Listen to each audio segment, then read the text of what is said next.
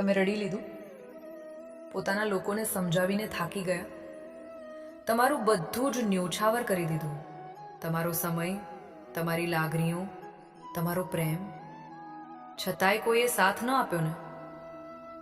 તો હવે આંસુ લૂછી નાખો અને કોઈની પાસે પ્રેમ, સાથ કે સમયની ભીખ માંગવાનું કાયમ માટે બંધ કરી દો.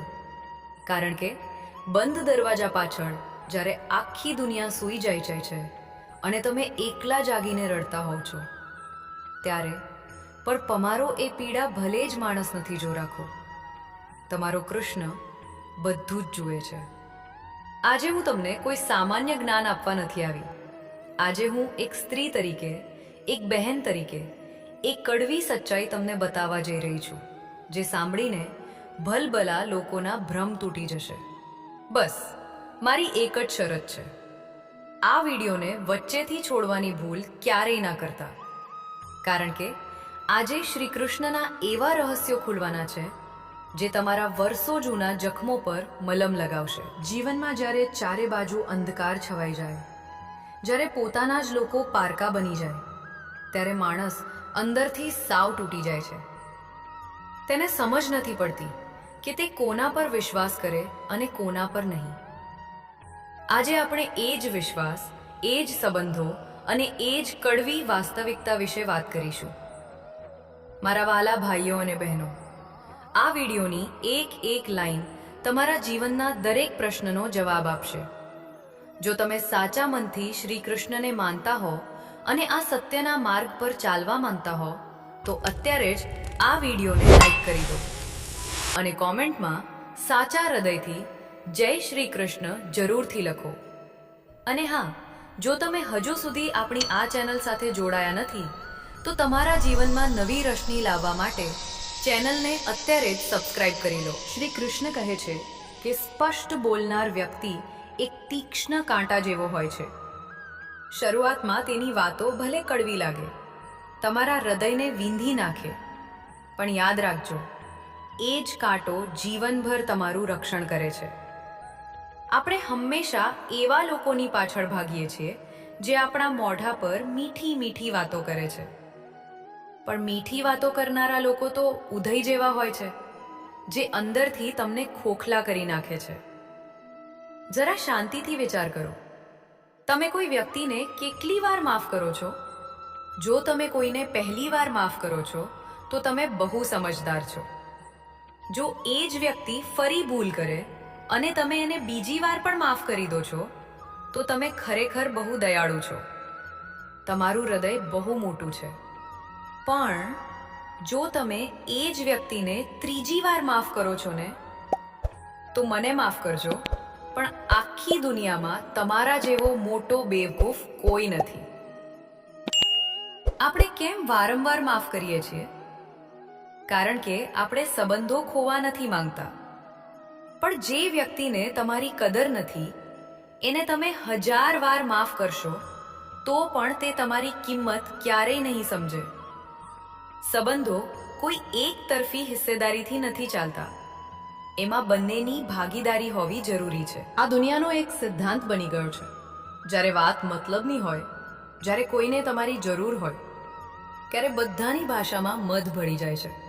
લોકો તમારી આગળ પાછળ ફરવા લાગશે, પણ જ્યારે તમારો ખરાબ સમય આવે છે, જ્યારે તમારું ખિસ્સું ખાલી થાય છે, ત્યારે આ જ લોકો પોતાની અસલી ઓકાત બતાવી દે છે.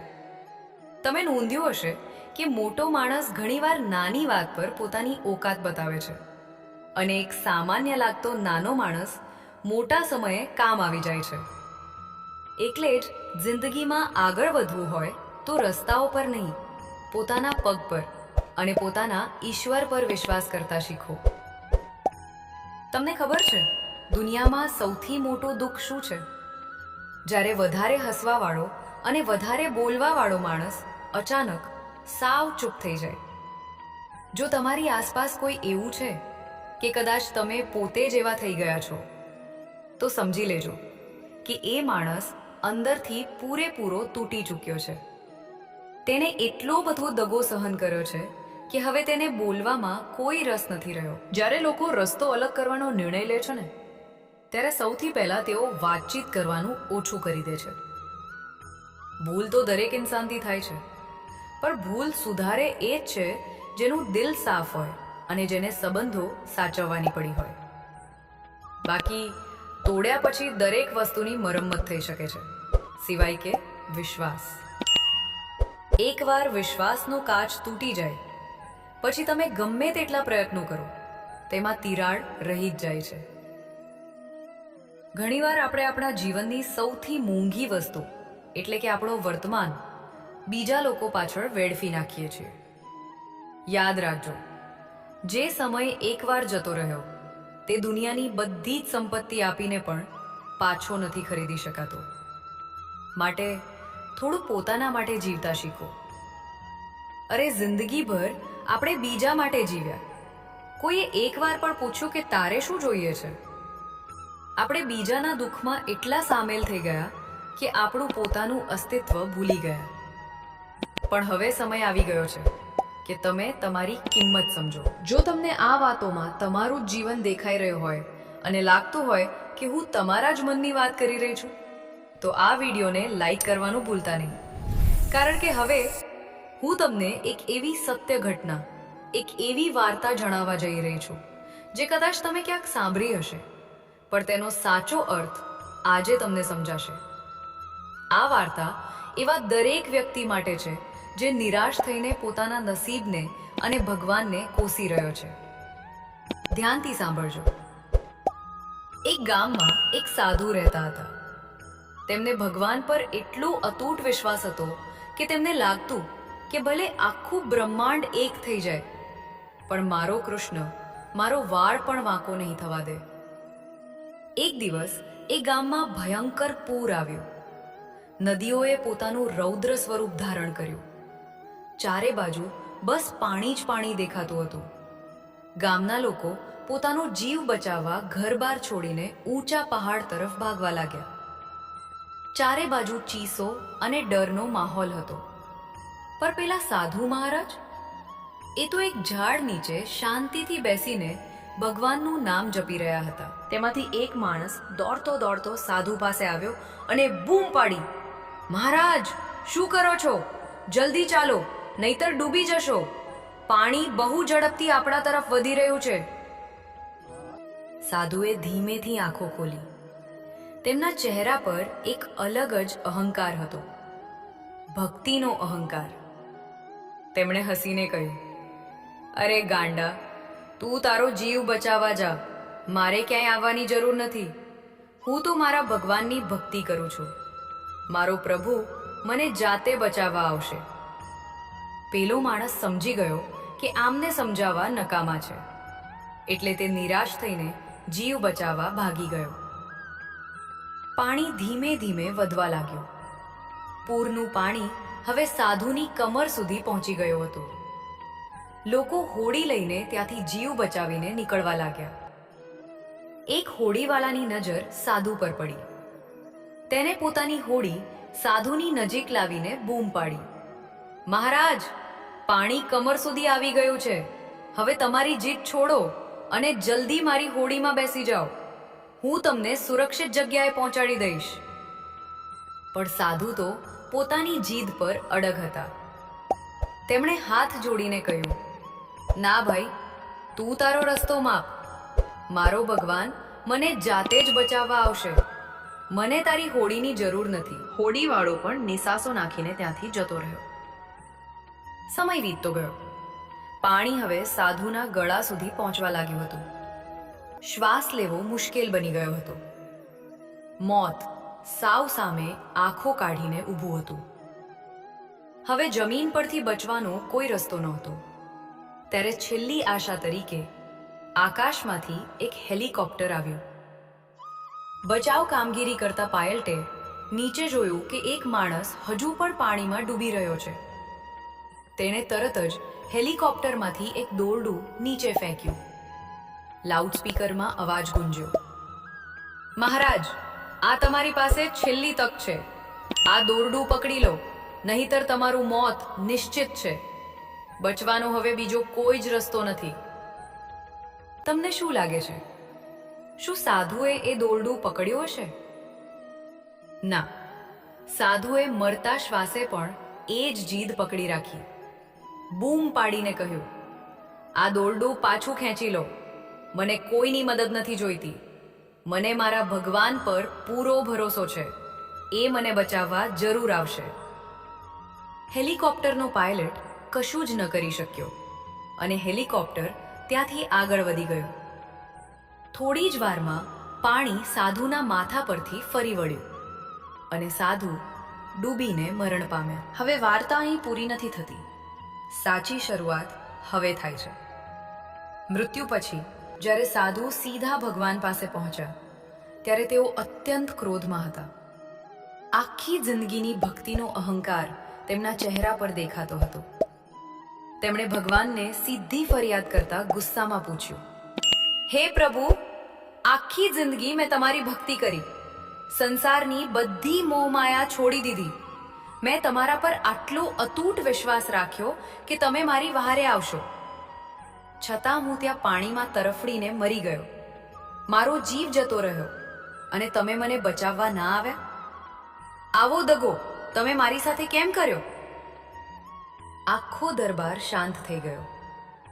ભગવાન ધીમેથી હસ્યા અને એકદમ ગંભીર અવાજમાં બોલ્યા, અરે મૂર્ખ, તને બચાવવા માટે હું એક વાર નહીં પણ પૂરી 3 વાર આવ્યો હતો. જરા યાદ કર. પૂર આવ્યું ત્યારે એ પહેલો માણસ જે દોડતો તારી પાસે આવ્યો હતો ને, એ હું જ હતો. પછી પેલો હોડીવાળો જે તને લેવા આવ્યો હતો, એ પણ હું જ હતો. અને છેલ્લે એ હેલિકોપ્ટર લઈને તારો જીવ બચાવવા આવનાર પાયલટ, એ પણ મારું જ રૂપ હતો. પણ તારો અહંકાર અને તારી જીદ એટલા મોટા હતા કે તું મારી એક પણ તકને ઓળખી જ ન શક્યો. તું બસ કોઈ ચમત્કારની રાહ જોતો રહ્યો. મારા વહાલા દોસ્તો, આ વાર્તા સાંભળીને તમને શું સમજાયું? આપણે પણ આપણા જીવનમાં બરાબર આવું જ કરીએ છીએ ને? જિંદગી આપણને વારંવાર તકો આપે છે. જ્યારે આપણે મુસીબતમાં હોઈએ છીએ, દેવામાં ડૂબેલા હોઈએ, સંબંધોમાં પીડાતા હોઈએ, ત્યારે ઈશ્વર ક્યારેય સીધા આકાશમાંથી નીચે ઉતરીને નથી આવતા. ભગવાન હંમેશા કોઈ વ્યક્તિના રૂપે, કોઈ પુસ્તકના રૂપે, કોઈ સારા સલાહકાર રૂપે કે કોઈ નાની એવી તક રૂપે જ આપણી સામે આવે છે. પણ આપણે પેલા સાધુની જેમ કોઈ મોટા ચમત્કારની રાહ જોવામાં એ અમૂલ્ય તકોને ઠુકરાવી દઈએ છીએ. મારો ભગવાન બધું સારું કરી દેશે એવો વિચાર કરીને હાથ પર હાથ ધરીને બેસી રહેવું એ શ્રદ્ધા નથી, એ આપણી આળસ છે. કર્મ કર્યા વગર ભગવાન પર છોડી દેવું એ ઈશ્વરનું અપમાન છે. ભગવાન કહે છે, તું તારું કર્મ કર, ફળ હું આપીશ.